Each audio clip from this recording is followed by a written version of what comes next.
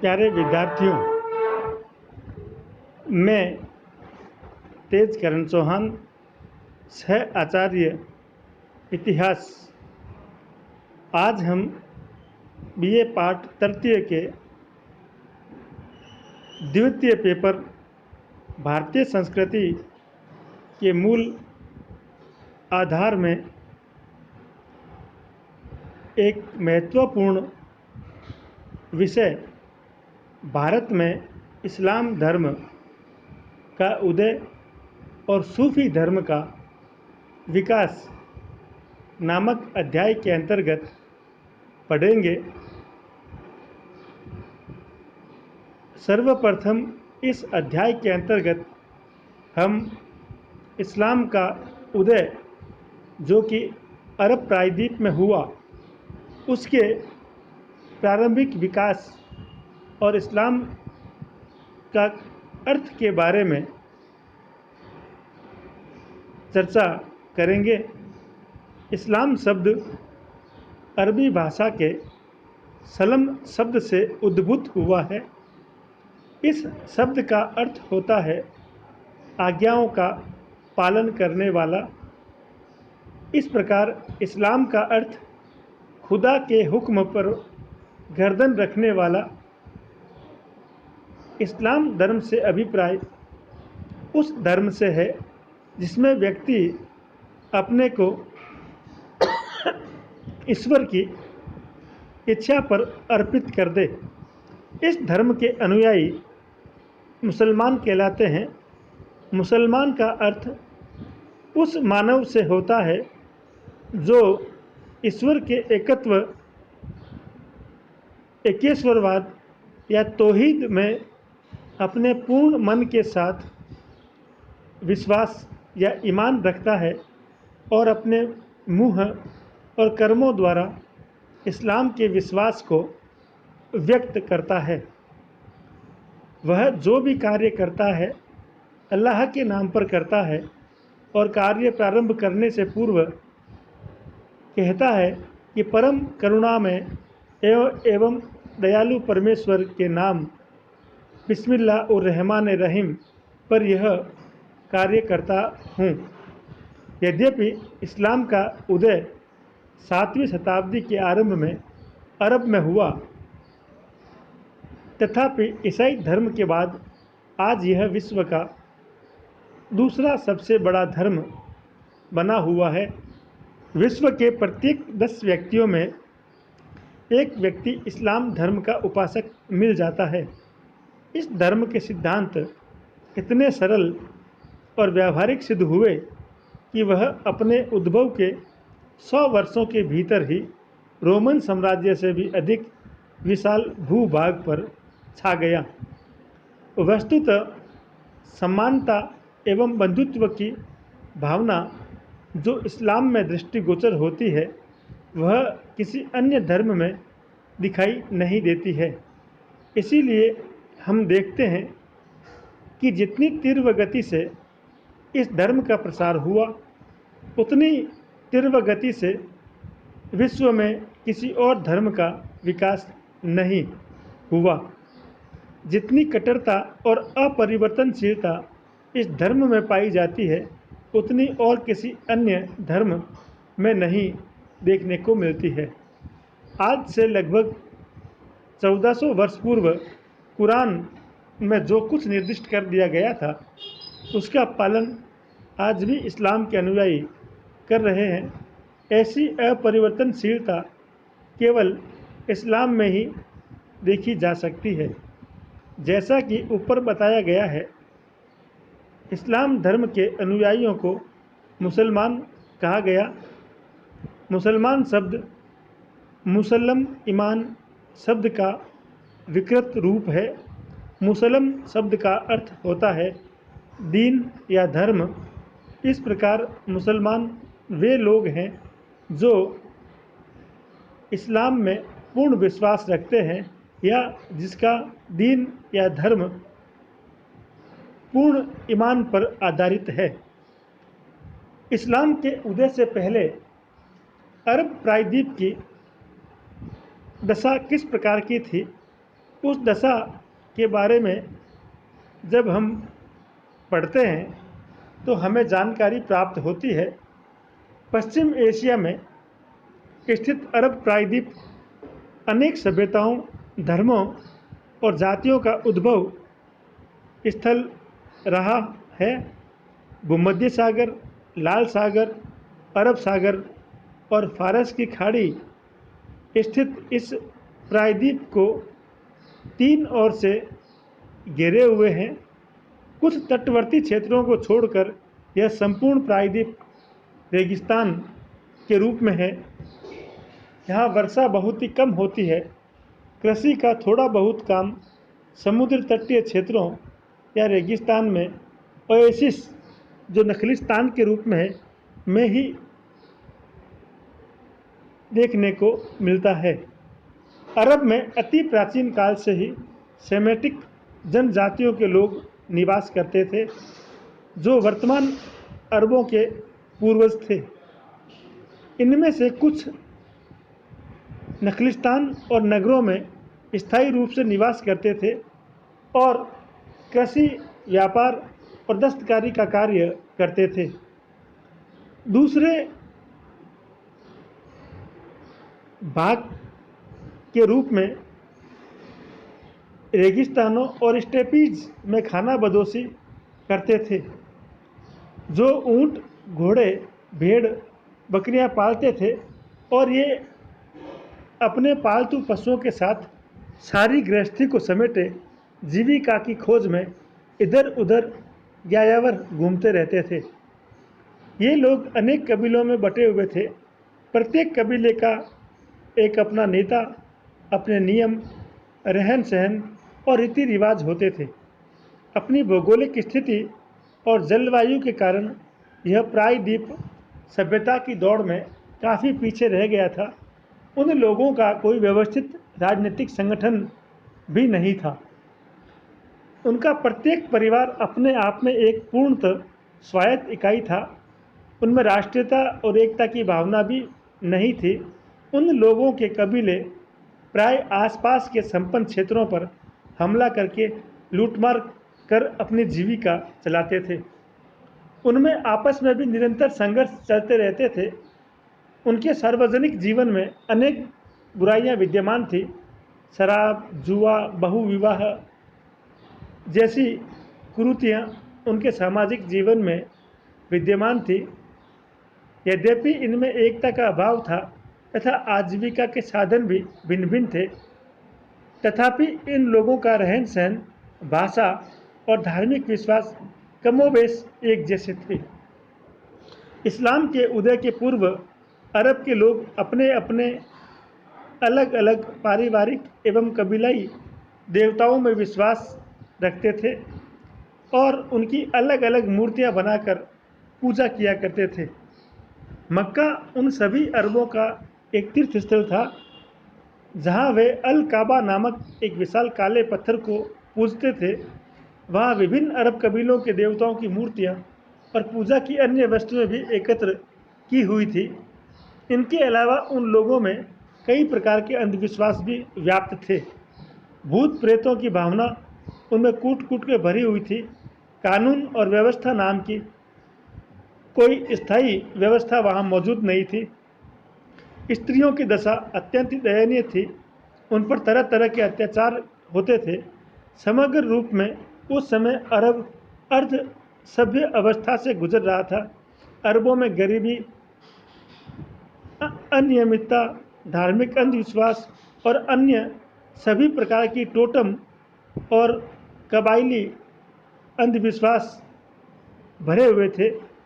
वैसे अरब में विदेशियों, विशेषकर यहूदियों और ईसाइयों की भी कुछ बस्तियां विद्यमान थी। विभिन्न भाषाओं और धर्मों के लोग एक दूसरे के संपर्क में आते थे और उनके विश्वास एक दूसरे को प्रभावित करते थे। अरब लोगों के मेसोपोटामिया, सीरिया, फिलिस्तीन, मिस्र, इथोपिया आदि पड़ोसी देशों के साथ आर्थिक और सांस्कृतिक संबंध थे। इन देशों को आपस में जोड़ने वाले व्यापार के मार्ग प्राय अरब से ही गुजरते थे। ऐसे ही मार्गों के एक संधि स्थल पर लाल सागर के तट के निकट मक्का का नखलिस्तान स्थित था, जहाँ कुरैश नामक एक जनजाति निवास करती थी। नखलिस्तान से तात्पर्य ऐसे स्थान से है जो थोड़ा पानी से सरसब्ज हो और थोड़ा उस पानी की वजह से आसपास हरियाली मौजूद होती है। ऐसे स्थान जो रेगिस्तान में मौजूद होते हैं उनको नखलिस्तान के नाम से जाना जाता है। यहाँ कुरैश नामक जनजाति जो निवास करती थी वह उस मार्ग से होने वाले कारवा व्यापार से भरपूर लाभ उठाती थी। परंतु 6वीं शताब्दी में अरब में कारवा व्यापार का ह्रास शुरू हुआ, क्योंकि व्यापारी अब पूर्व में सासानी ईरान के क्षेत्र से गुजरने लगे। इनसे शताब्दियों से चला आ रहा आर्थिक संतुलन बिगड़ गया। कारवाओं से होने वाली आमदनी के छिन्न हो जाने से खानाबदोश अरब कृषि का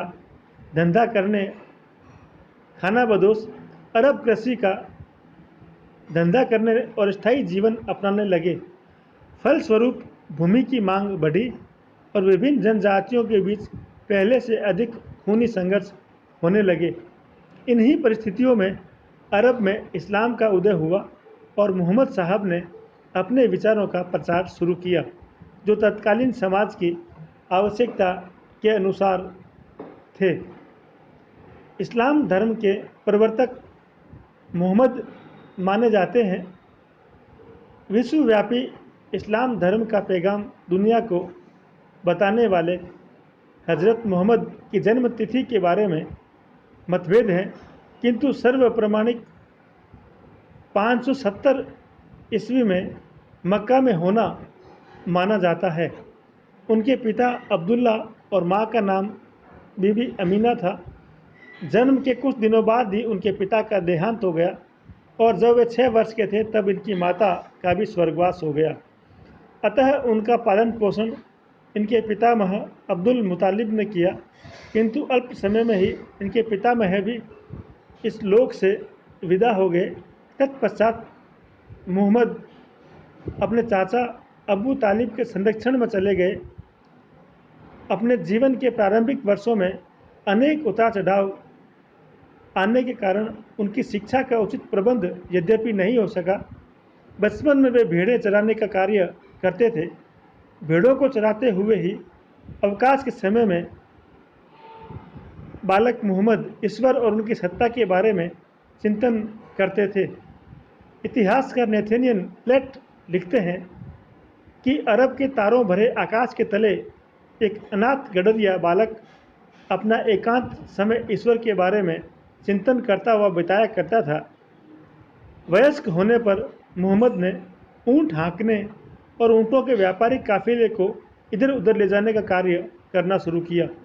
वे अपने चाचा के साथ ऊँटों के काफिले लेकर एक स्थान से दूसरे स्थान पर जाते थे। इन यात्राओं से उनको मक्का की तत्कालीन स्थिति का भी ज्ञान हुआ और साथ ही उन्हें व्यापार का भी व्यावहारिक ज्ञान हो गया। अपने उन्हीं यात्राओं और व्यापार के कारण उनका एक धनी महिला बीबी खदीजा से संपर्क हुआ। बीबी खदीजा ने उनकी ईमानदारी और गुणों से प्रभावित होकर उनसे विवाह कर लिया। उस समय मोहम्मद साहब की आयु लगभग 25 वर्ष और बीबी खदीजा की उम्र 40 वर्ष के आसपास थी। विवाह के बाद मोहम्मद साहब को अपनी उदर पूर्ति की विशेष चिंता नहीं रही। तत्पश्चात उन्होंने अपनी धार्मिक जिज्ञासा को विकसित करने का अवसर मिला। वे बहुधा एकांत में जाकर ईश्वर और उसके जगत के बारे में, उसकी सत्ता के बारे में विचार किया करते थे। 40 वर्ष की आयु तक आते आते उन्हें अनेक ईश्वरीय चमत्कारों की अनुभूति होने लगी। वे अपने उन अनुभवों को अपनी पत्नी और निकट साथियों को बताया करते थे। कहा जाता है कि एक बार उनका एक देवदूत जिब्राइल से साक्षात्कार हुआ।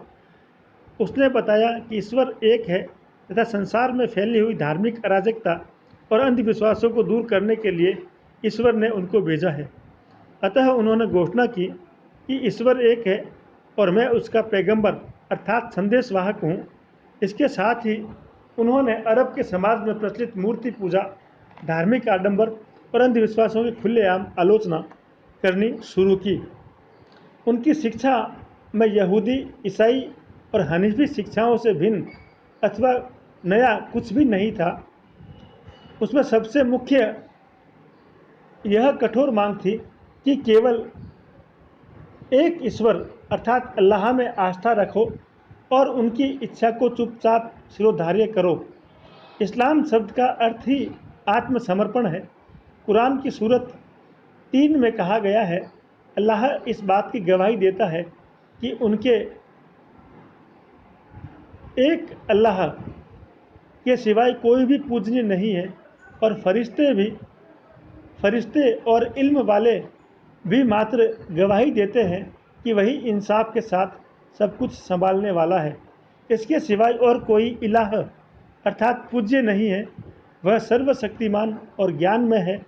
बेशक दीन तो अल्लाह के नज़दीक यही इस्लाम अर्थात आत्मसमर्पण है। परंतु मोहम्मद साहब के उपदेशों के बारे में आसपास के लोगों, विशेषकर उनकी ही कुरैश जनजाति के बड़े लोगों ने पहले अविश्वास और शत्रुतापूर्ण रवैया दिखाया, क्योंकि उस कुरैश व्यापारी अभिजात वर्ग को यह डर था कि पुराने अरबी जनजातीय देवताओं की पूजा बंद हो जाने से एक धार्मिक और आर्थिक केंद्र के रूप में मक्का का महत्व समाप्त हो जाएगा। इन लोगों ने मिलकर मोहम्मद की हत्या करने का षड्यंत्र करना शुरू किया। ऐसी स्थिति में मोहम्मद अपने अनुयायियों के साथ मक्का छोड़कर अपने ननिहाल मदीना चले गए। यह सन 622 ईस्वी की बात है और मक्का से उनकी जुदाई अर्थात हिजरा को ही मुसलमानों ने हिजरी संवत की शुरुआत माना है। मदीना एक ऐसा नखलिस्तान था जहाँ पर खेती बाड़ी के लिए पर्याप्त व्यवस्थाएं मौजूद थी। वहाँ पर मोहम्मद को अपने विचारों के प्रचार के लिए अनुकूल वातावरण मिला। मदीना वालों की मक्का के अभिजात वर्ग के लोगों से प्रतिस्पर्धा और शत्रुता थी। अतः उन्होंने मोहम्मद साहब का सहर्ष समर्थन किया और बहुत से लोग उनके अनुयायी बन गए, जो आगे चलकर अंसार कहलाए। मदीना में अपना प्रभाव स्थापित करने के बाद मोहम्मद साहब ने अपने अनुयायियों के साथ 630 ईस्वी में मक्का पर आक्रमण कर उसे जीत लिया। पराजित मक्का वासियों ने आत्मसमर्पण कर मोहम्मद के धार्मिक विश्वासों को स्वीकार कर लिया। इससे कुरैशी व्यापारियों और सरदारों को नुकसान होने की बजाय फ़ायदा हुआ। मक्का का एक जातीय व धार्मिक केंद्र के रूप में महत्व पहले से और अधिक बढ़ गया। जो कुरैश पहले मोहम्मद साहब के इस्लाम के आंदोलन को शत्रुतापूर्ण दृष्टि से देखते थे, वे ही अब इस आंदोलन से जुड़ गए और अग्रणी भूमिका निभाने के रूप में सामने आए। परिणाम स्वरूप थोड़े ही समय में संपूर्ण अरब के लोग इस्लाम को मानने लगे। मक्का इस्लाम का तीर्थ स्थान एवं प्रमुख धार्मिक केंद्र बन गया।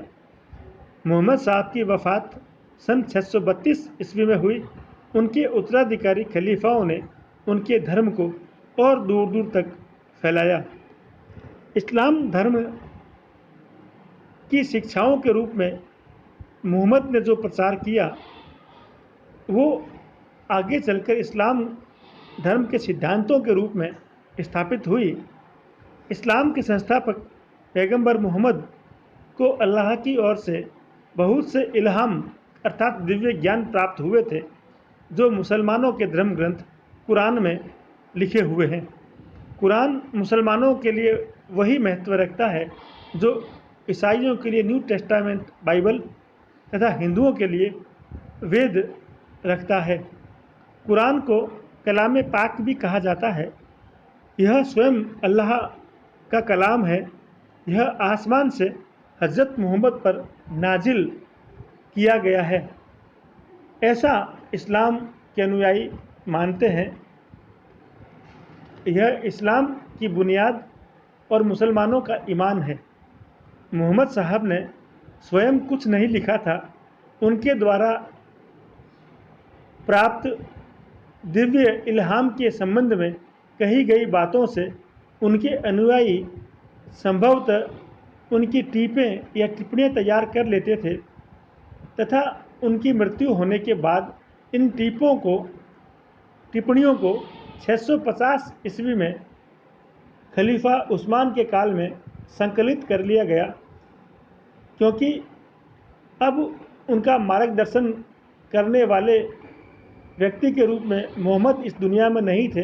अर्थात मोहम्मद साहब की कही गई बातों को संकलित कर उसे ही अपने मार्गदर्शक के रूप में उनके अनुयायियों ने माना। यह संकलन जो 650 ईस्वी के आसपास खलीफा उस्मान के काल में किया गया, वह संकलन ही कुरान के नाम से जाना जाता है।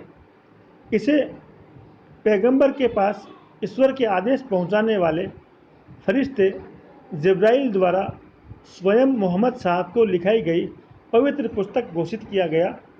कुरान शब्द अरबी भाषा के किरण से उद्भूत हुआ है, जिसका अर्थ है पास या समीप ले जाना। अर्थात कुरान मुसलमानों का वह पवित्र ग्रंथ है जो उन्हें अल्लाह के समीप ले जाता है। अल्लाह शब्द भी अरबी भाषा के अल्लाह से उद्भूत हुआ है, जिसका अर्थ है पाक या पवित्र, जीव या आत्मा।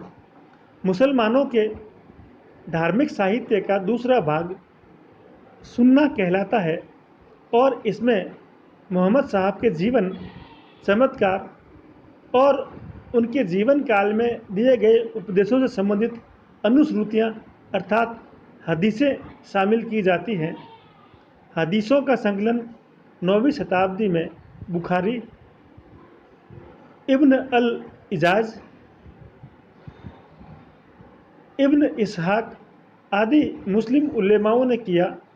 उन्होंने कुरान और हदीस के आधार पर मोहम्मद साहब का जीवन चरित्र लिखने का प्रयास किया। मोहम्मद साहब के उपलब्ध जीवन चरित्रों में सबसे प्राचीन मदीना के निवासी इब्न इसहाक का लिखा हुआ है।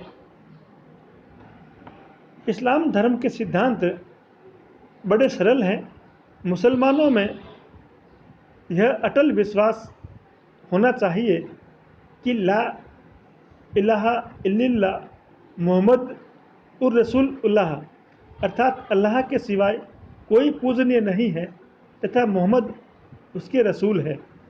अल्लाह में विश्वास रखने के साथ साथ यह मानना भी ज़रूरी है कि मोहम्मद अल्लाह के नबी, रसूल और पैगंबर है और ये अंतिम पैगंबर है। इसके बाद और कोई पैगंबर इस दुनिया में अल्लाह नहीं भेजेगा। पैगाम अर्थात संदेश ले जाने वाले को पैगंबर कहते हैं। मोहम्मद साहब के माध्यम से ईश्वर का संदेश पृथ्वी पर पहुंचा, इसीलिए वे पैगंबर कहलाते हैं। नबी कहते हैं किसी उपयोगी परम ज्ञान की घोषणा को। मोहम्मद साहब ने चूँकि ऐसी घोषणा की, इसीलिए वे नबी हुए। रसूल का अर्थ प्रेषित या दूत होता है। मोहम्मद साहब इस दृष्टिकोण से रसूल हैं क्योंकि उन्होंने परमात्मा और मनुष्यों के बीच धर्मदूत का कार्य किया। इस्लाम धर्म के 5 सिद्धांत मूल रूप से माने जाते हैं, जो प्रत्येक मुसलमान के लिए आवश्यक हैं। सबसे पहला सिद्धांत जो निश्चित किया गया वह है कलमा पढ़ना। कलम ए तौहीद अर्थात इस कलम या शब्द या मंत्र का पारायण करना कि ईश्वर एक है और मोहम्मद उसके रसूल है। ला इलाहा इल्लल्लाह मोहम्मद उर रसूल अल्लाह। इस्लाम की एकेश्वरवाद की आधारशिला इसी पर टिकी हुई है। अतः मुसलमानों को केवल एक ही ईश्वर की इबादत करनी चाहिए। वही सब प्राणियों का सृजन करता है तथा वही सबकी मुराद पूरी करता है। इस कलमे को हृदयंगम और वाणी से स्वीकार करना आवश्यक है। दूसरा सिद्धांत मुसलमान के लिए फर्ज किया गया है नमाज।